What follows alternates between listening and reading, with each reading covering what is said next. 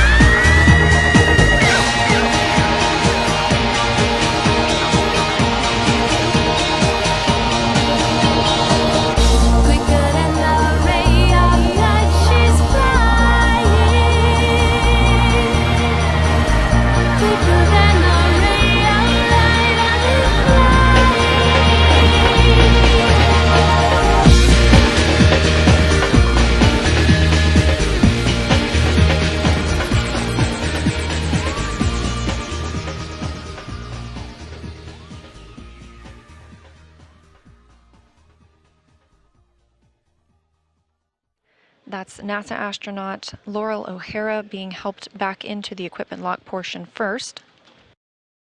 For these two, it was both of their first venture outside the hatch, totaled at 6 hours and 42 minutes. A successful spacewalk accomplishing some very complex tasks for the International Space Station. It is the 269th spacewalk in support of space station assembly, maintenance, and upgrades. It's the 12th spacewalk from the space station this year and the second for Expedition 70. Total spacewalk time for Expedition 70 with one Roscosmos spacewalk and one U.S. is 14 hours and 23 minutes total.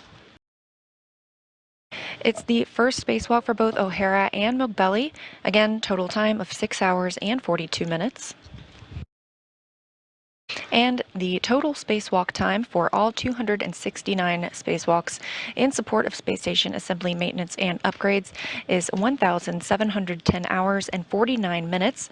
That's equal to about 71 days, 14 hours, and 23 minutes of spacewalking time.